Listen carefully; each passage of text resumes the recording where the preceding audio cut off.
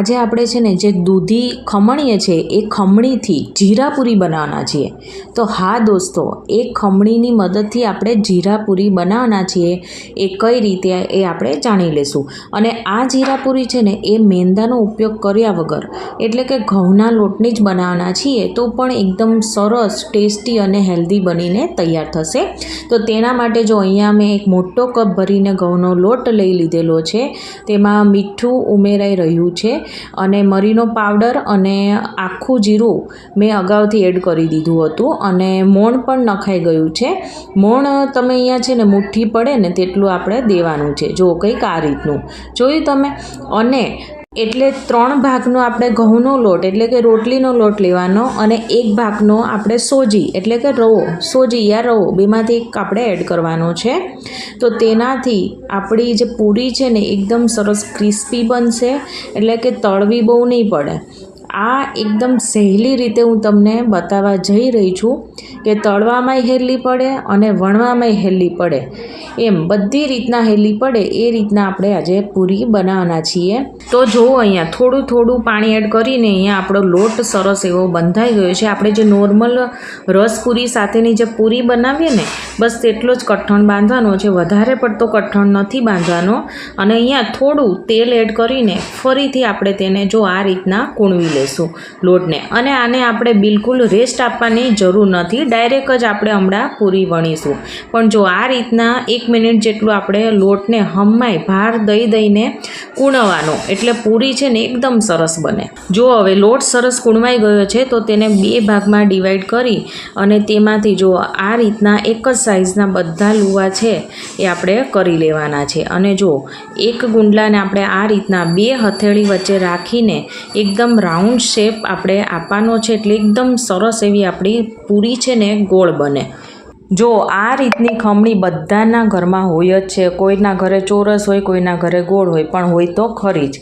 તો આ રીતની આપણે જે ખમણી છે એમાં આજે આપણે પૂરી બનાવવાના છીએ। જો તો મારા મમ્મી છે ને જો આ એક નવીન રીત લાયા છે અને આનાથી આપણે ફાયદો શું થશે, તો આનાથી એક તો ડિઝાઇન સરસ પડશે અને બીજી વસ્તુ એ કે આપણે જે છરીના કાપા પાડીએ છીએ ને જેનાથી આપણી પૂરી ફૂલે ને એના માટે, તો એ બધું આપણે ઝંઝટ નહીં કરવી પડે, અલગથી મહેનત જ નહીં કરવી પડે। અને આમાં જો પૂરી આ રીતના છે ને એકદમ પતલી વણવાની, એટલે આપણે તેલમાં વધારે એકદમ ધીમા તાપે તળવી નહીં પડે।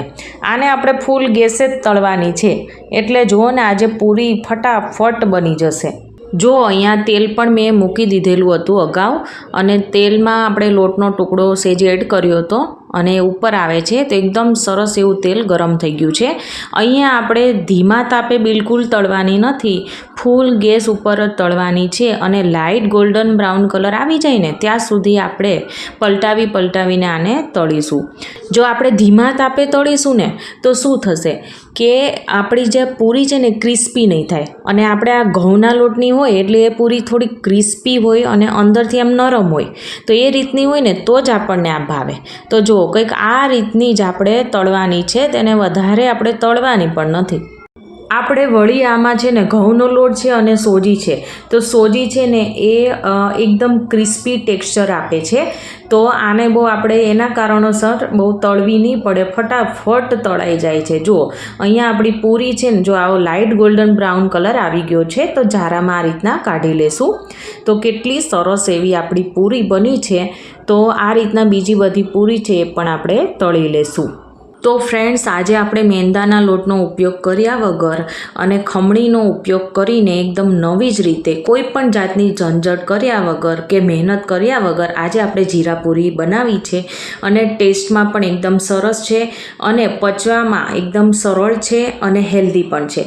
તો મિત્રો એકવાર આ રીતથી જરૂરથી બનાવજો, બધાને ખૂબ જ ભાવશે। આજે આપણે કોઈ પણ સંચા કે ઝારા વગર ગાંઠિયા બનાવીશું અને એકદમ સરળ અને સિમ્પલ રીતે એકદમ સરસ એવા ગાંઠિયા બનીને તૈયાર થશે। તો તેના માટે જો અહીંયા છે ને મેં એક બાઉલ ભરીને ચણાનો લોટ આપણે જે ઝીણો આવે છે એ જ મેં અહીંયા ચાળીને લીધેલો છે। ચાળીને લેવો એ ખૂબ જ જરૂરી છે કે તેનાથી છે ને ગાંઠો નહીં પડે। સાથે આપણે સ્વાદ અનુસાર નમક અને ચપટી એવી હિંગ એડ કરીશું અને હવે હળદર પાવડર એડ કરી બધું સારી રીતે મિક્સ કરી લેશું.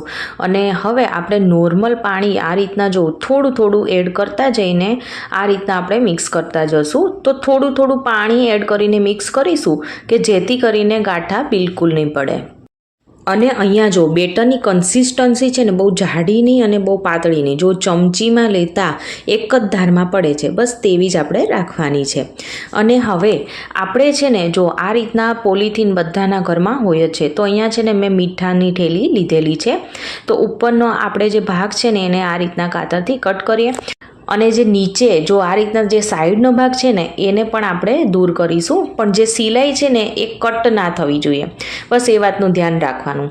અને અહીંયા આપણે એકદમ સિમ્પલ સંચા કે કોઈ પણ જાતના મશીન કે ઝારા વગર ગાંઠિયા બનાવવાના છીએ. તો તે માટે થઈને જો અહીંયા છે ને મેં એક ગ્લાસ લઈ લીધેલો છે અને તેમાં આપણે પોલિથીનનો જે એક બાજુનો ખૂણો હોય ને તેને આમાં અંદર નાખી અને જો પોલિથીનને આ રીતના આપણે સેટ કરી લઈશું. અને હવે આપણે તૈયાર કરેલું જે બેટર છે ને એ એડ કરીએ. હવે પોલિથીનને જો આ રીતના આપણા હાથમાં લઈ આપણે જે કોન શેપ હોય ને બસ તે જ આપણે ત્રિકોણ શેપ આપવાનો છે, જો કંઈક આ રીતના. અને આપણે તેને છે ને જો હાથેથી જ આટા ચડાવીશું અને ઉપર વળી આપણે રબર પણ તેને લગાવી દઈશું, એટલે ક્યાંય આઘા પાછું આ બેટર ના જાય અને એકદમ ટાઈટ આપણો જે આ કોન છે બનીને તૈયાર થાય. જુઓ કેટલો સરસ એવો કોન બન્યો છે.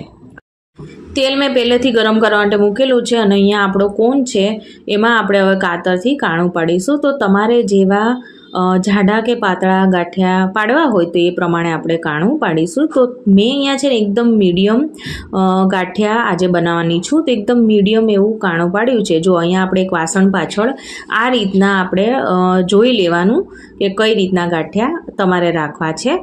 અને હવે તેલ તો આવી જ ગયું છે, તો સીધા જ આપણે ગાંઠિયા છે જો તેલમાં પાડીશું આ રીતના એકદમ સિમ્પલ રીત છે. અને આ સમયે છે ને આપણે ગેસની ફ્લેમ ધીમી કરીશું એટલે આપણા હાથમાં છાંટા ના ઉડે. જો એકદમ સિમ્પલ અને સરળ અને એકદમ નવી જ રીત છે. હવે આપણે ગેસની આંચ છે ને થોડી મીડિયમ કરીશું અને મીડિયમ આંચ પર આને આપણે તળાવવા દઈશું. થોડી વાર પછી જુઓ અહીંયા છે ને જો બબલ છે ને ઓછા થઈ ગયા છે. તો હવે આપણે તેની સાઈડ ચેન્જ કરીએ અને બીજી સાઈડ પણ સેમ પ્રોસેસથી આપણે તળી લઈશું. અને આને છે ને આપણે થોડો કલર ચેન્જ થાય ને ત્યાં સુધી તળવાના છે. તો જુઓ અહીંયા આપણે ગાંઠિયાનો કલર છે એ ચેન્જ થઈ ગયો છે. તો હવે આપણે ઝારામાં તેને લઈ લઈશું. તો એકદમ ક્રિસ્પી અને કુરકુરે એવા આ ગાંઠિયા બનીને તૈયાર થઈ ગયા છે. તો આવી રીતના ઝારામાં લઈ તેને નિતારી લેશું એટલે એક્સ્ટ્રા જે કંઈ તેલ હશે બધું આમાં નીતરી જશે.